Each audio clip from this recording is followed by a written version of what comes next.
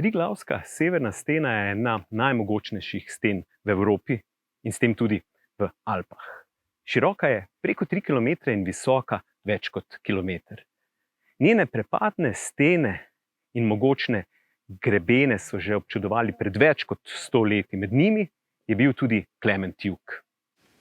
Stena dvigala se je pred menoj, kakor bi hotela reči, do sem in ne dalje. Tu gori ne smeš. Nisem človek, ki bi si dal kaj veliko ukazovati, prepovedati. Pa tudi, če gre za ovire, ki jih stavijo v svojem mrtvaškem molku še tako grozne stene. Strah je kriv omotic, ki so že mnoge pahnile v globočine. V svoji presilni skrbi za življenje človek ves zmeden hlasta za rešitvijo iz nevarnosti, namesto da bi se mirno in smotrno oprijemal. Stene so prestopne. Samo poiskati je treba tista mesta, kjer se da priti čez.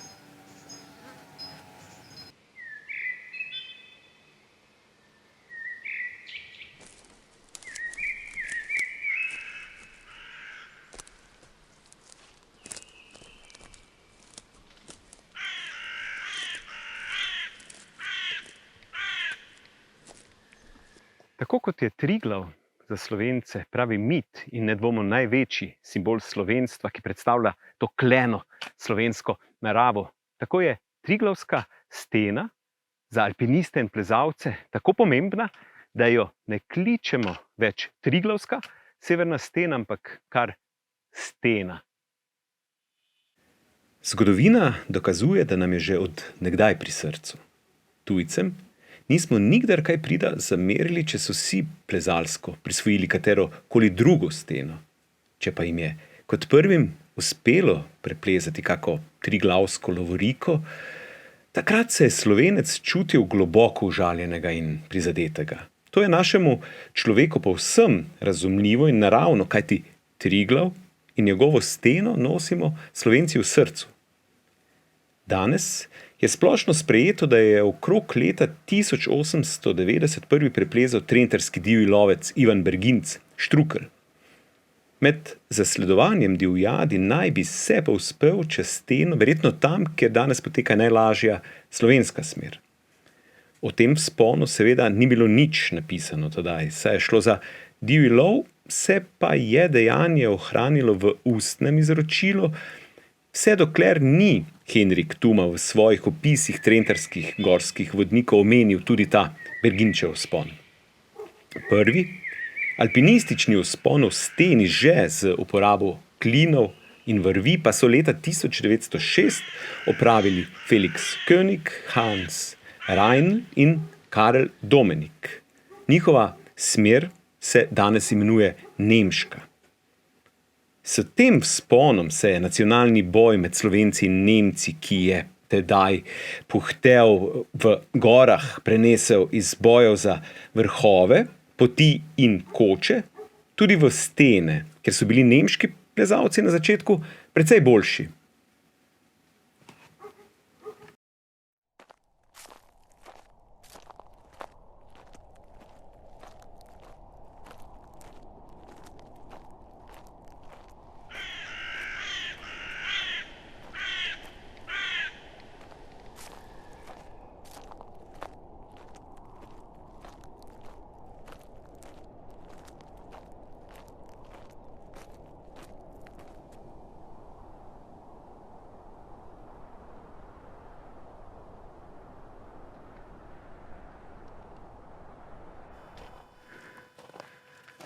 Enajstega avgusta letos mineva točno 100 let, ko se je v Triglavski severni steni pri poskusu nove smeri ubil dr. Klement Jug. To bi bila njegova najtežja smer in šele tretja v celi steni. Smrt in njegovo aktivno življenje je iz Klementa Juga naredilo pravi mit. Lahko rečemo, da je podoba zasijala kot neke vrste hagiografska ikona. Kako je vplival Klement Jug na plezalce, na širšo množico? Kdo sploh je bil Klement Juk? Je bil ničejanski fanatik, ki je želel gnati svoje telo in psiho do skrajnih meja človeških sposobnosti, ali le idealističen, neizkušen in naiven mladenič, ki je padel v prezgodnjo smrt pod bremenom neizpolnjene ljubezni? Je v Triglavski severni steni omahnil po nesreči ali se je celo zavestno pognal v globino? Vprašajev, povezanih z njegovim kratkim, intenzivnim življenjem in predvsem z njegovo prezgodnjo tragično smrtjo, je toliko, da je njegovo življenje, kot je že bilo omenjeno, kmalu po smrti preraslo v mit, ki je v slovenski, predvsem alpinistični javnosti prisoten še danes. Klement Juk se je rodil 19. novembra 1898 v solkanski trgovski družini zakoncema Antonu Jugu in Karolini, rojeni Poberaj. V Žabjem kraju, predelu Solkana, je še danes ohranjena njegova rojstna hiša. Doma so bili 3 otroci, ob najmlajšem Klementu še brat Anton, Tonče in sestra Antonija oziroma Tonja. Osnovno šolo je obiskoval v Solkanu in v Gorici, od leta 1910 gimnazijo. Med prvo svetovno vojno so se domačini umaknili pred soško fronto in Klement je od maja 1915 nadaljeval šolanje na Poljanski realki v Ljubljani, kjer je tudi zaključil 4. letnik. Takoj po vojni, leta 1919, je maturiral.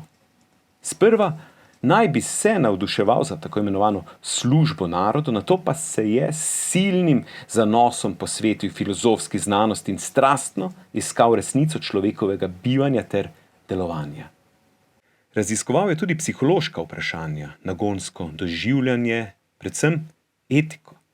Leta 1923 je med prvimi z odliko oziroma summa cum laude doktoriral za dizertacijo z naslovom o nagonskih doživljajih, prvi del o vzročnosti duševnosti na Mladi filozofski fakulteti, ki je bila del šele 4 leta delujoče univerze Kraljestva Srbov, Hrvatov in Slovencev v Ljubljani in tam postal prvi asistent profesorja dr. Franceta Webera, vodje filozofske katedre na Filozofski fakulteti. Stremeč k moralni popolnosti je teoretična filozofska vprašanja preizkušal v vsakdanji življenjski praksi. Idealno torišče za to je našel zlasti v alpinizmu. Tu naj bi se po njegovo človek z voljo in pogumom ter razumnim premagovanjem ovir krepil sile telesa ter razvijal moč duha, predvsem pa pridobival in ohranjal vrednote. Njegova glavna filozofska postulata sta bila tako volja in etika, s katerima se je lotil alpinizma v okviru turistovskega kluba Skala in v slabih 3 letih opravil do tedaj nepredstavljive vzpone. S privlačnim, a stvarnim opisovanjem svojih podvigov in doživljajev v gorah pa je spodbujal tudi druge mlade k posnemanju. Njegov osebni zgled in idejni vpliv je tako pomembno vplival na nagel vzpon našega alpinizma. Juk je bil torej po prvi svetovni vojni udejanjeni in psihični vodja slovenskega alpinizma, organiziranega takrat v plezalnem oziroma alpinističnem turistovskem klubu Skala. Prav po njegovi zaslugi po prihodu leta 1922 v Skalo se je začel, lahko rečemo, tako imenovani osvajalski pohod slovenskega alpinizma, ko so slovenski plezalci želeli plezati prvenstvene smeri za to, da bi s tem prehiteli tujce in markirali ta prostor kot slovenski. Prav po njegovi zaslugi je alpinizem na Slovenskem, slovenski alpinizem, precej kakovostno napredoval. Juk je s svojim prihodom med skalaše tako ustvaril prvo jasno alpinistično ideologijo. Pri doseganju ciljev je zahteval strogo samodisciplino, skrajne telesne in duševne napore, poudarjal je moč volje ter stremel k moralni popolnosti. V slovenski alpinizem pa je prinesel še nekaj novega.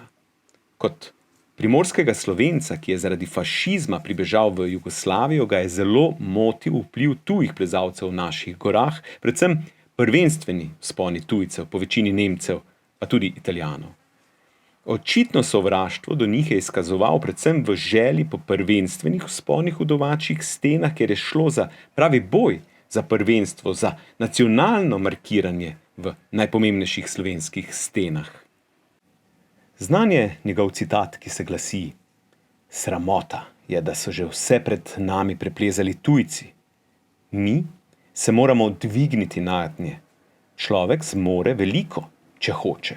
In mi moramo hoteti, če naj postanejo vse naše planine v vsakem oziru naše.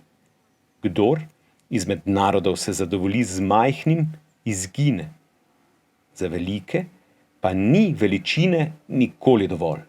Jugoslovani smo po številu majhni, zato pa moramo po svojem bistvu postati veliki." Konec 19. stoletja se je tovrsten nacionalni boj, takrat sicer med planinci, Slovenci in predvsem Nemci, že odvijal v naših gorah. Nemci in Slovenci so s svojimi planinskimi društvi tekmovali, med sabo markirali planinske poti, svoje koče. Ta boj, to markiranje prostora pa se je potem na začetku 20. stoletja, predvsem v času Juga, ali lahko rečemo po zaslugi Klementa Juga, preneslo tudi v naše stene, predvsem v severno Triglavsko steno. Tako imamo iz tistega časa danes v steni smeri z zelo značilnimi imeni: slovenska smer, nemška smer, bavarska smer, gorenjska smer in tako naprej.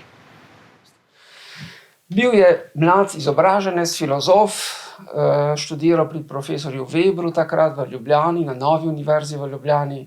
Bil je doma z Primorskega, iz Solkana, takrat še ni bilo Nove Gorice, bila je samo še Gorica. Celotna Primorska, ne pozabimo, v teh letih, to so začetki 20. let prejšnjega stoletja, celotna Primorska pripade po Rapalski pogodbi Italiji, razvije se prav v tistih letih, leta 22, nastopi na oblast v Italiji Mussolini, razvije se zelo agresivna, nacionalistična, Slovencem sovražna ideologija fašizma v Trstu, Gorici, na Primorskem. In seveda naši takratni mladi fantje, ljudje, so na to odgovorili ne samo pohlevno in usodno, ampak z nekim pogumom, z nekim novim ustvarjalnim izzivom na vseh ravneh, v družbi, v kulturi, v samozaščiti, v uporniški dimenziji, če bi tako rekli, iskanju svoje vloge, svoje identitete, svoje moči, svoje oblike izkazovanja ali tudi dokazovanja. No in Klement Jug je kot takratni izobraženec, filozof, študiral filozofijo, tudi psihologijo, potem pisal tudi v Padovi, je to svojo držo, etično, moralno, identitetno, narodno bi rekli, skuša izkazati tudi v gorah, ki jih je v tistih zadnjih svojih letih, bil je mlad, star 25-26 let, je bil takrat star, ko se je tudi ponesrečil, v stiku s takratnimi kolegi, med njimi tudi pisatelj Vladimir Bartol, pionir, začetnik uporniške skupine Tiger, Zorko Jelinčič, so bili Primorci vsi, ki so se povezovali tudi v gorah.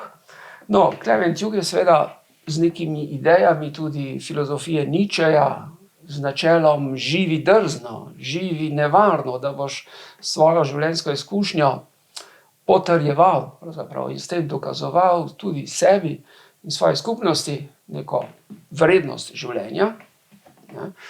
Skušal to izkazati tudi v gorah.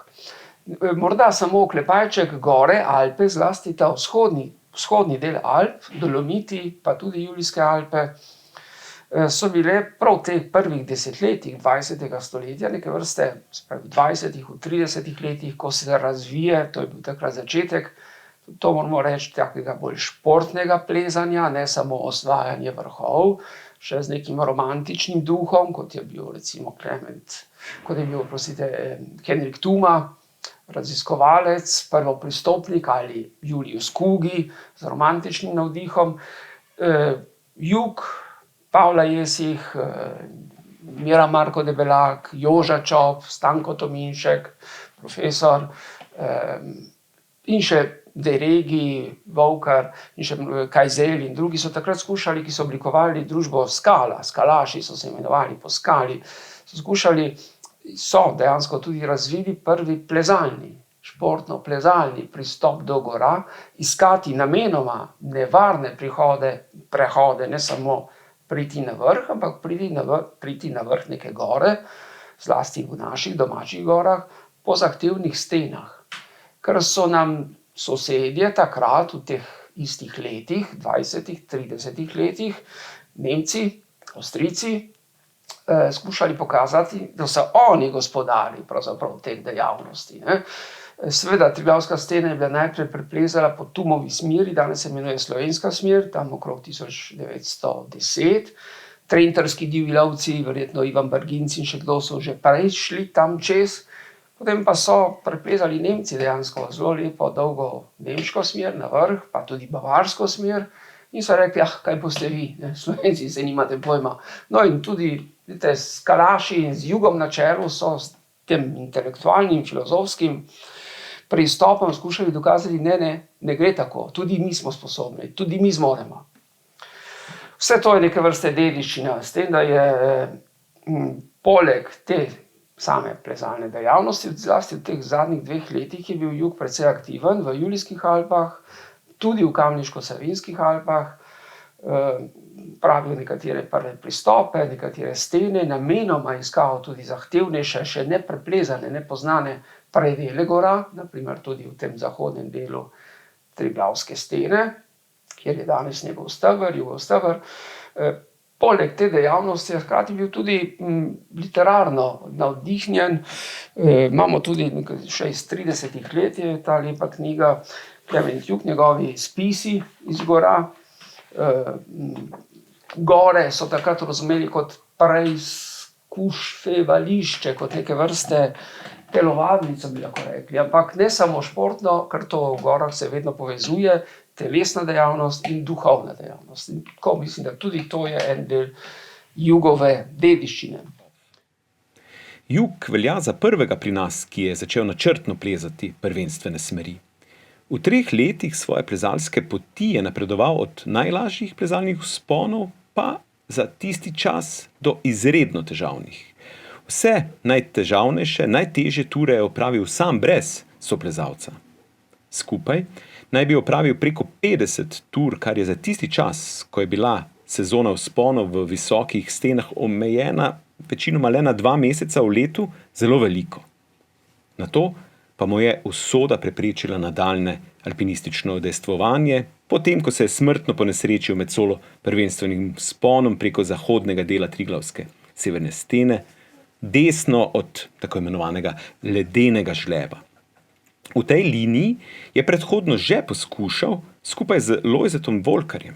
Tudi poleti 1924 sta vanjo večkrat vstopila, toda zavrnila ju je. Jug to mesto opisuje. Gladka plošča v naklonu 50 stopinj proti prepadu je bila neprestopna. Na desni strani pa je bila pravokotno nanjo navpična skala. Hotel sem splezati po njej, toda pri prvem zaletu se mi je oprimek utrgal, obvisel sem na le eni roki. Odpočil sem si malo, nato pa zabil nekoliko nad ploščo kabel. Pa je šel le za 3 cm edino špranjo. No, in nato uporabil ta kabel za stop. Toda višje verjetno nikoli ni prišel. 11. avgusta je spet stopil v steno, v željeno linijo. Tokrat sam. 15. avgusta so ga našli razbitega pod steno.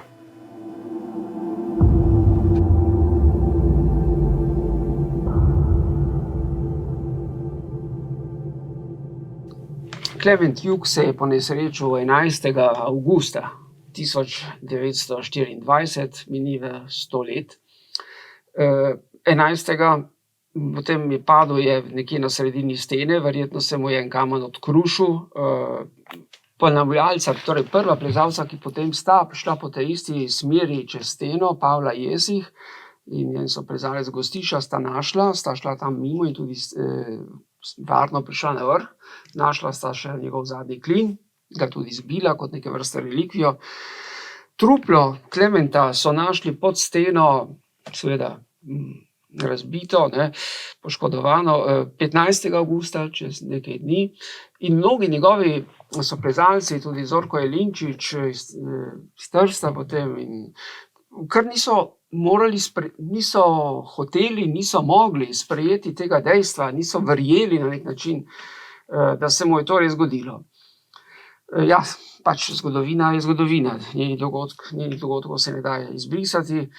Je pa takoj že po njegovi smrti, pokopan je na Dovjem pri Mojstrani, takoj po njegovi smrti se je začel graditi nek poseben mit, lahko rečemo mit, neka izjemna figura, moč te osebnosti Klementa Juga, čeprav je bil še mlad in se ponesrečil.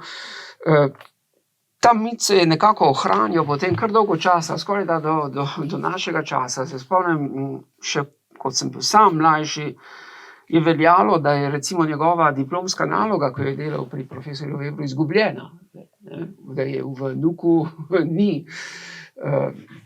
Ohranjala se je njegova figura drznega, pogumnega, z namenom seveda v ozadju, poleg tega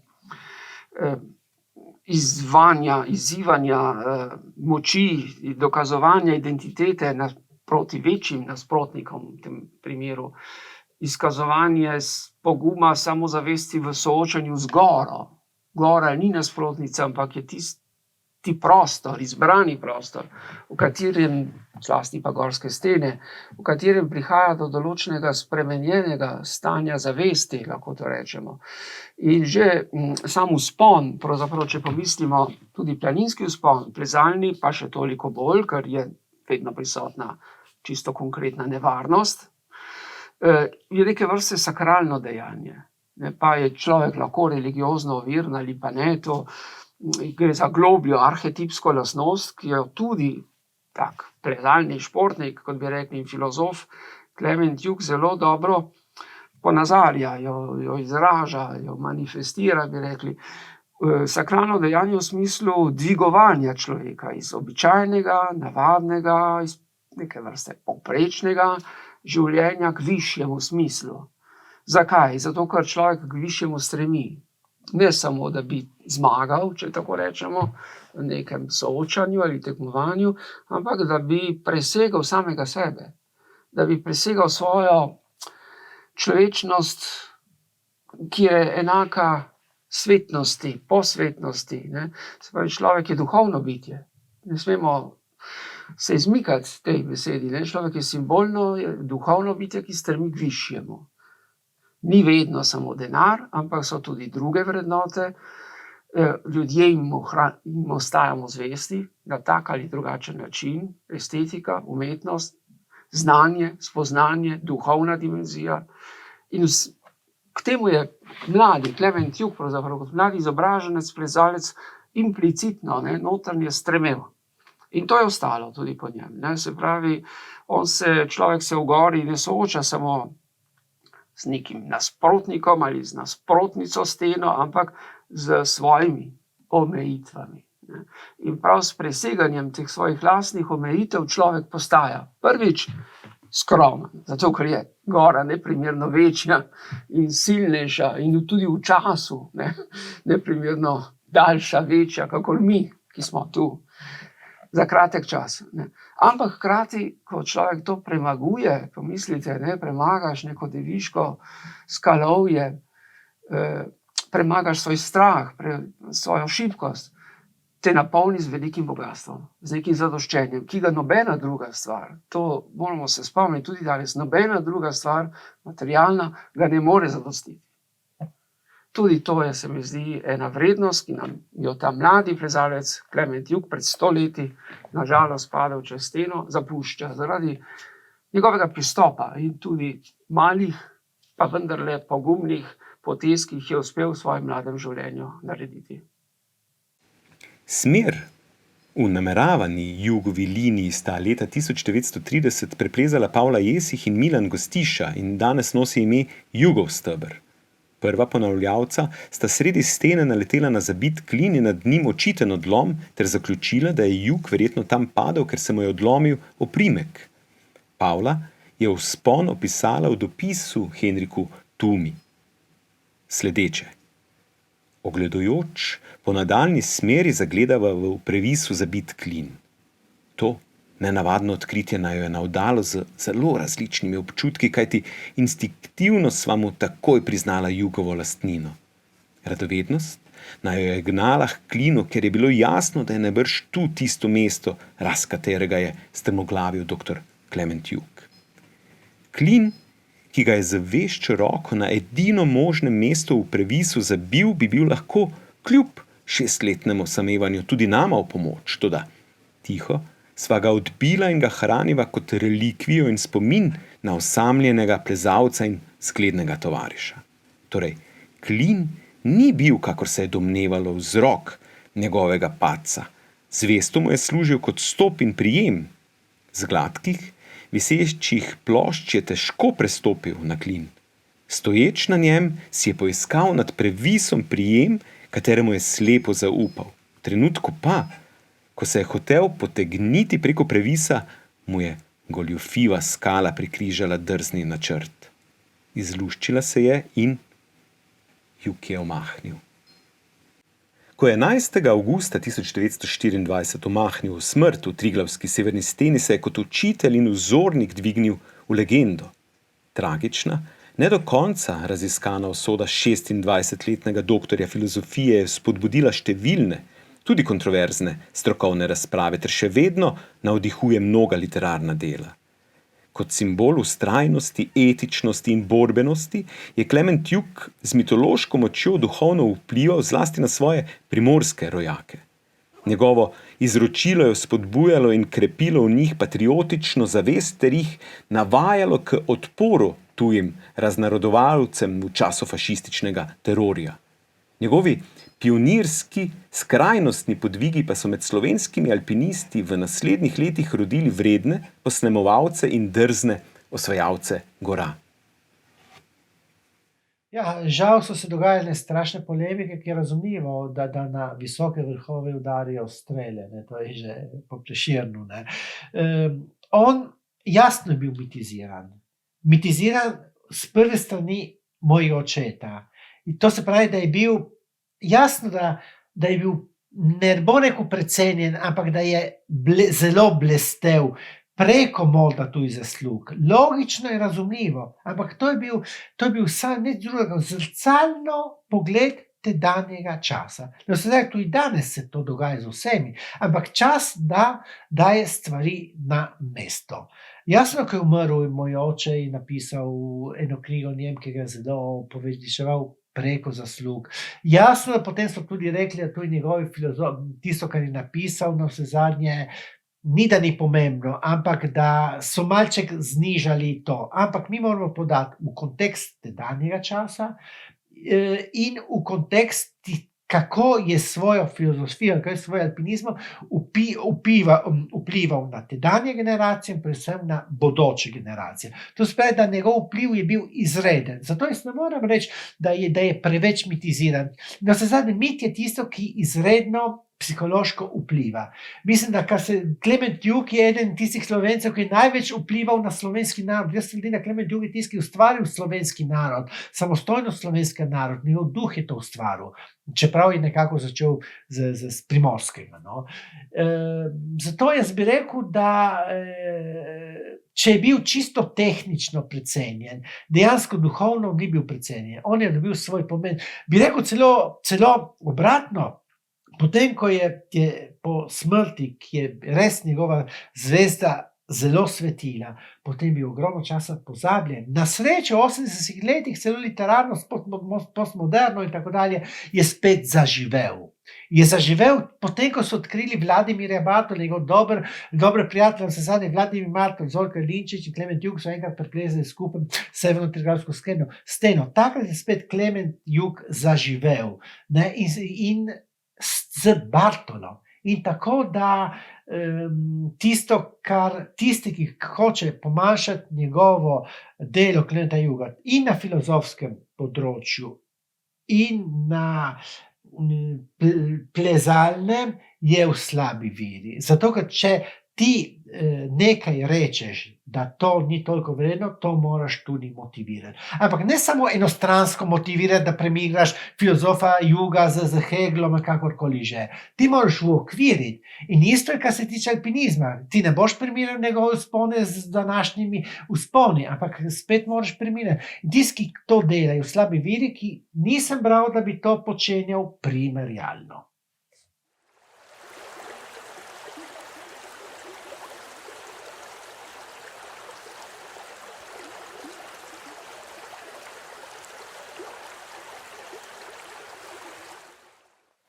Klement Jug je nedvomno s svojim velikim vplivom, predvsem pa karizmo, vplival na slovenski alpinizem. Lahko rečemo, da je prav po njegovi zaslugi se ta alpinizem, kolesje alpinizma zagnalo in se na velikih obratih suče še dan danes. Kakšna je danes dediščina, zapuščina Klementa Juga? Če govorimo o nesnovni dediščini, le to lahko začutimo vse naokrog v plezalni družbi. Malo kdo ne pozna velikega maga slovenskega alpinizma. Kaj pa? Snovna? Zapuščina? Dediščina? Tukaj imamo veliko število njegovih pisnih del, knjig, plezalnih in planinskih spisov. Danes imamo ulico, ki se imenuje po njem v njegovem rojstnem kraju, pa planinski dom v Lepeni, veliko število alpinističnih smeri. Leta 1954 mu je veliki slovenski pesnik Alojz Gradnik napisal 27-vrstično, kitično pesem, ki lepo poudari njegovo pot in njegovo zadnjo zgodbo. Slišali jo boste lahko zdaj. Klement Jug je danes pokopan na pokopališču na Dovjem.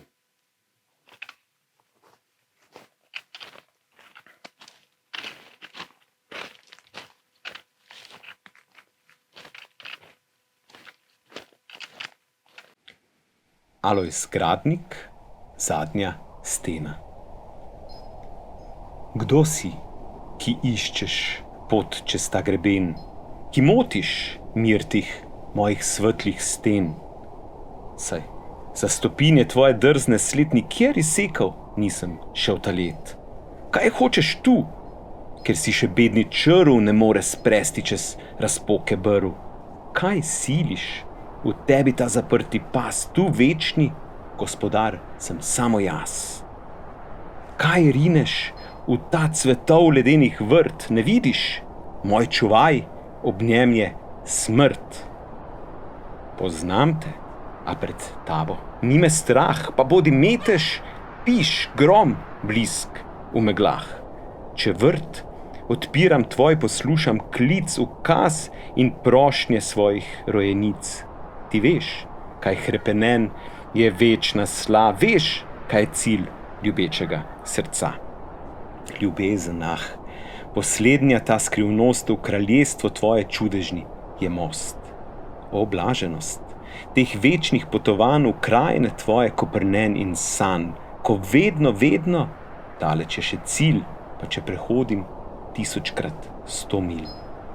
Le pot, le mig višav, nikdar posest ognjišča, ne posest ne toplih gnezd, pozdrav, poljub nasmeh in dalje spet v nemira hrepenenja sladki svet. O, večne slepre bridki, ta napoj, neizpolnitve sreča nikdar, stoj. Vedno naprej, naprej, prek vseh ograd, ovir, višin in mej, vsem kljubovati, ubogati, le kriki v srcu vre, neognana in kipi, in vliva nove mi moči za boj, za neizprosni, večni boj s teboj. Umakni se mi, ti zlovoljni črt, zaman mi braniš vstop v svoj višnjev vrt. Boril se bom s teboj in v zmage znak kri moja rosi tvoj ledeni prak. Z menoj boril se boš ti? Ti črv, se krohotal je duh gora. In vstal je, silen in grozeč nazaj. Nikdar se ti odprl ne bo moj raj. Na mah pregrne goro črn oblak in grom oddaljen votel strese zrak. Za bliskom blisk zašvigne preko sten, kot divja zver zarjove piš leden. In ko na vrhu se odprl je jez, se ulije ploha zdaj in stočo vmes. V pečev je pljuskal stene in čeri, hrumi, bobni in prot s seboj vali v mrakobna presna. Čuj spet krohot pomešan s šumom vsebesnih vod. In zrušil skal se je razmajan sklad in črvu odprl je prepad.